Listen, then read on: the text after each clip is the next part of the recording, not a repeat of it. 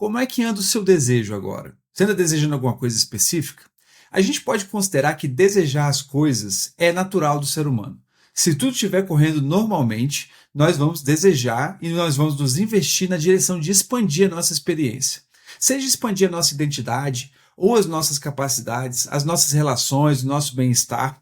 O fato é que, enquanto o universo, o mundo externo, ele trabalha muito com escassez, ele trabalha muito fechando portas, o nosso universo interno, ele trabalha muito desejando.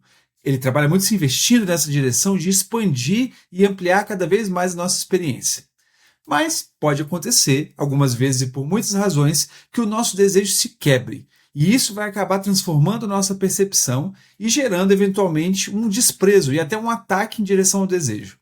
Se você já viveu alguma coisa desse tipo ou já aconteceu com alguém próximo de você e você quer entender melhor como lidar com o seu desejo, senta aí que esse episódio de hoje é para você. Eu sou Jorge Verlindo e este é Ler o Mundo, crescer e viver melhor pela leitura. Essa é uma dificuldade que eu tive menos na vida. Isso não quer dizer que eu não tive e eu também não estou me gabando disso. Eu estou dizendo que dentro do rol de dificuldades, essa eu tive menos. Menos de maneira primária, porque eu senti menos esse desprezo pelo desejo. Eu sempre senti o desejo como uma coisa inevitável e uma coisa que eu tinha que respeitar. Mas eu sofri de maneiras diferentes com pessoas ao meu redor que eventualmente tinham um desejo mais quebrado, vamos chamar assim, e elas acabavam me gerando prejuízo ou até complicando um pouco a minha vida por elas serem dessa forma. Para deixar essa história de desejo um pouco mais tangível, eu vou recorrer a uma fábula do Esopo. Ela não explica 100% do que eu quero falar hoje, mas ela ilustra e abre a nossa conversa. Se você não conhece ainda, essa fábula é a fábula de uma raposa e as uvas. A raposa estava morrendo de fome, ela estava passando num caminho, e ela passa embaixo de uma árvore que está dando uva, só que essas uvas estão um pouco mais altas do que a raposa, e a raposa não consegue alcançar as uvas. Daí que a raposa, desistindo, decide dizer que as uvas estavam verdes e ela nem queria mesmo. Já ouviu falar nessa fábula? Ou você já viu alguma coisa parecida com isso no comportamento das pessoas? Apesar dessa fábula falar um pouco da limitação da raposa, por ela ser baixinha e não alcançar as uvas, ela também fala da distorção da percepção da raposa em relação ao que ela queria. E é isso que me importa aqui hoje. Por exemplo, se você já agiu ou você já viu alguém agir dessa forma, quando a pessoa reconhece uma perspectiva de desejo, seja de alcançar ou ampliar uma relação, um bem ou alguma condição favorável na vida, ela começa a desqualificar o desejo, ela começa a atacar ele, debochar de quem está desejando aquilo, ou até mesmo enfatizar os contras. Você está andando, você está reconhecendo esse conceito que um autor chama de desapego defensivo. E é disso que a gente vai falar agora. O autor que eu li que melhor ilustrou esse conceito foi o Russell Kennedy. Já falei dele aqui num capítulo sobre ansiedade. Hoje eu vou pegar só esse pedaço e ele trata o desapego defensivo da seguinte forma. O desapego defensivo é o ato de se afastar de uma conexão por medo de que ela lhe seja tirada. Pequeno esse raciocínio, mas ele tem muita coisa embutida aí dentro que a gente vai desempacotar. Se você olhar para a frase, ele te fala que alguém está se afastando de algo por medo que esse algo se remova da experiência de conexão com a pessoa. Esse algo, no caso do texto do Russell, é o afeto, é a conexão com os parentes, com as pessoas que você ama e por aí vai. E se você olhar para essa cena, você vai perceber que é esse alguém que tem medo e que se distancia, ele já teve ou já ensejou querer ter aquilo. E ele já não consegue mais porque esse distanciamento e essa desconexão traumatizou essa pessoa. E para mim, esse é um dos maiores obstáculos no nosso desenvolvimento, junto com quando você pensa que não merece as coisas. É um tipo de sentimento de não merecimento, mas a diferença é que quando você sente que não merece as coisas, você está mais parecido com a raposa. Você se sente baixinho demais para aquilo. Só que quando você se distancia efetivamente do seu desejo, você começa a atacar ele, você se torna uma pessoa mais convicta.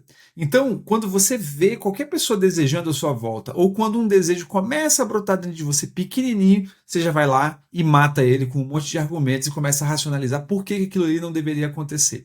E é por isso que eu acho tão pernicioso, né? Não estou julgando as pessoas que agem dessa forma, eu acho que é pernicioso primeiro para elas, mas por que eu acho que isso é danoso, perigoso? Porque você pode passar uma vida toda se convencendo disso e no longo prazo gerar uma grande frustração para você. Esse é o maior dano, né? Ou você pode passar uma vida toda sabotando desejos à sua volta e gerar infelicidade e desgosto nas pessoas. Se elas não estiverem atentas, elas vão passar a vida toda sem perceber isso também. Dá para ver que não importa de qual lado dessa relação, O fato é que se você estiver atacando, desprezando, desnutrindo o desejo, alguém vai estar sofrendo, seja você, seja o outro. Muito bem, vamos lá. Se você já se convenceu que esse assunto é importante, eu vou te falar de 2 outros pontos relacionados a ele. O primeiro é de onde vem esse tipo de desapego e o que fazer a respeito. Vou recorrer ao Russell para falar disso. De onde vem esse tipo de desapego? A gente vem com desejo de fábrica, né? A gente, criança, bebezinho, a gente tem desejos de conexão, de proteção, de afeto, de nutrição. Nutrição não só alimentação, mas nutrição, contato, carinho, etc. E esses desejos, eles são poderosíssimos, eles são da natureza, como fome. Você fica com fome, você não vai decidir não ter fome. Só que se em algum momento essa necessidade ela é quebrada, ela é interrompida, ou você sofre de alguma forma ao ter a necessidade, o seu corpo e a sua cabeça, a sua mente, para se autoproteger, vai começando a racionalizar o distanciamento, porque ele vincula a necessidade com o sofrimento. De forma que o Russell lista 2 principais pontos que geram distanciamento defensivo, como ele chama. O primeiro deles é quebra de vínculo de apego, que é, você tem esse desejo e por alguma razão a figura parental, sua figura cuidadora, não é capaz de atender, ou ela reage com agressão, com violência, de alguma maneira tóxica. E o outro são traumas e sofrimentos e perdas graves, que geram essa sensação de que desejar é ruim e que se você desejar, alguma coisa de ruim vai acontecer. E aí, segundo Russell, o seu ego entra em ação para te proteger. Ele vai criando um sistema lógico que te distancia do seu desejo, para que você se proteja e não sinta de novo aquele trauma, aquele sofrimento que foi gerado a partir do que ele acha que é a origem, que é o desejo em si. Resumindo, se a gente der o azar de ser punido, de não conseguir alcançar os nossos desejos quando a gente é novo, a gente vai racionalizar que desejo é inválido, inútil e perigoso. Só que desejar é natural, desejar é importante e desejar é veículo para as nossas realizações. E aí, veja bem, eu não estou dizendo, por exemplo, o tipo de desejo que o nosso sistema cunhou e que ele instiga na gente o tempo todo, que é um desejo obcecado, é um desejo que ele rompe limites, desproporcional, que ele faz a gente querer tudo o tempo todo, é um desejo mesquinho, às vezes, que faz a gente querer mais em detrimento do outro, ou é um desejo que está longe da satisfação. E aí, falando de satisfação, como eu já falei um pouco de atenção plena aqui, eu não estou tirando o valor da gente se sentir satisfeito e num dado momento não desejar nada. Eu mesmo, né, eu já falei disso no episódio de atenção plena, eu pratico essa questão de parar em momentos do meu dia e falar assim, eu não preciso de nada. Nada precisa mudar na minha vida agora para esse momento estar completo. É um raciocínio que eu acho maravilhoso. Mas isso não me exime de ter desejos. Isso não me exime de querer expandir a minha experiência, de querer me investir numa direção A, B ou C, como é o caso agora que eu estou publicando meu livro, estou na beira de começar a falar dele, de trazer os temas aqui. Então, sendo natural, a gente não pode, se a gente cortar esse ponto aí da nossa árvore, a gente começa a ficar doente e a gente começa a gerar ressentimento dentro de nós toda vez que a gente vê um desejo por aí. Muito bem, a gente já entendeu mais ou menos de que se trata o desapego defensivo e a gente já entendeu de onde que ele vem. Agora a gente vai compreender um pouco melhor o que fazer com isso. Eu vou dividir essa abordagem em 2 pontos. O que fazer com isso se você é o outro e o que fazer com isso se você é a pessoa que está se defendendo do seu desejo. E eu vou começar pelo outro porque eu vivenciei muito mais ser o outro. Isso quer dizer o seguinte, eu tinha uma dificuldade de negar os meus desejos, quer dizer, eu tenho, né? Eu prefiro qualificar eles, eu prefiro aceitá-los, eu prefiro legitimá-los e geralmente alguma pessoa ou outra ao meu redor me sabotava ou achava ruim eu estar desejando e isso me gerava sofrimento. E eu não entendia de onde estava vindo. Então vou começar por aí. Se você é essa pessoa que está sendo alvo do desapego defensivo do outro, primeiro ponto de todos é não levar para o lado pessoal. Né? Primeiro porque você não sabe como é que foi a história da pessoa, né? Tem até um ditado que quanto mais você pergunta, mais você descobre, e todo mundo está trilhando uma jornada difícil. Então, se você levar isso para o lado pessoal, você leva a sua energia para um lugar de conflito. E não vai ajudar, não vai trazer nenhuma luz para o que o outro está vivendo e o que o outro tem que aprender na vida, e nem vai facilitar a sua. Então, esse é o primeiro ponto. O segundo ponto é você cultivar algum ceticismo. Quando você começar a perceber que o seu desejo está sendo invalidado pelas pessoas à sua volta, você fala assim, não, peraí, mas deixa eu recolher o meu desejo um pouco aqui, levar ele para casa e pensar. Porque você pode, primeiro, perceber que o seu desejo está deslocado ou desproporcional, isso pode acontecer com todo mundo, mas pode ser que seja um desapego defensivo alheio. E aí você vai começar a ter mais margem de manobra. Algumas margens de manobra são, se você tiver espaço para conversar com a pessoa, você comunica com ela, olha, pô, me parece toda vez que eu desejo, você vai lá e me corta, o que é que está acontecendo? Se você tiver espaço. Se você não tiver espaço, aí o mais aconselhável é você se distanciar. Né? Eu não estou dizendo isso de uma maneira cruel, de uma maneira, né, injusta, mas o fato é que às vezes é da jornada do outro ele aprender a lidar com o próprio desejo. E é da sua jornada você defender o seu desejo e correr atrás dele. Se você acha que ele é legítimo, que ele é importante, que ele te faz mais vivo, você não tem por que estar se submetendo a essa desidratação do desejo por uma outra pessoa que ela tem a própria história dela. Né? E mesmo não sendo pessoal, um ônus relacional, ele é ônus do mesmo jeito. Então é fácil, você pode continuar sendo amigo à distância, você pode diminuir a sua margem de comunicação a respeito do seu desejo. Você fala menos dele e aí a pessoa não desperta nela esse radar aí de risco do desapego defensivo.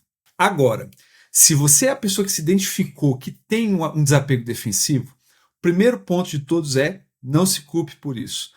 Porque isso provavelmente é sinal de que você sofreu no passado, você teve essa desconexão com o que você queria, ou você perdeu o que você queria, e todos nós passamos por momentos desafiadores. Cada um vai reagir de uma forma diferente. A sua, no momento, isso não te define, mas ela é se distanciar do seu desejo e olhar para todo desejo como um risco. Isso normalmente acontece, de novo, como o Russell falou, por essas desconexões que elas mexem na nossa bússola. Pensa que você tem uma bússola que vai te orientar e te levar para onde você quer, para onde vai te fazer bem. Né? E essas desconexões, elas mexem na bússola. E você, em vez de ir na direção do que te faria bem, você passa a fugir para se proteger. Ela mexe no seu senso de realidade. Um passo importante aqui é o seguinte, identificar se isso acontece. Se alguém te falar, como eu falei no primeiro caso, o outro chegar e falar para você assim, olha, pô, toda vez que eu desejo você vai lá e me corta, ou então, pô, você não quer nada, você não tem pretensões, você não se interessa por nada. Isso é um radar. Se isso for recorrente, provavelmente piscar no seu radar, que talvez seja você, é importante para você refletir, se revisar e ver se não é você que está tendo esse desapego defensivo. O primeiro passo de todos é sempre identificar o problema e dar um nome para ele. Depois disso, envolve, isso aí eu estou trazendo do livro, você mapear os seus pensamentos e os seus sentimentos. Por quê? É muito importante você ter consciência da física interna, consciência do momento em que você sentiu uma coisa, pareceu com desejo, chegou um pedaço do seu ego, foi lá e martelou aquilo para acabar com esse negócio de desejo na sua vida. Não é fácil, não é uma coisa que acontece do dia para a noite, e às vezes a gente se desestimula porque exercitar dá trabalho. Mas o fato é que pouco a pouco você vai praticando e você vai chegando num ponto onde é mais rápido. Você fala assim, ó, eu acabei de querer tal coisa e alguém aqui dentro foi lá e quebrou esse meu desejo aqui. E aí você cai no próximo ponto, que é experimentar, fazer diferente.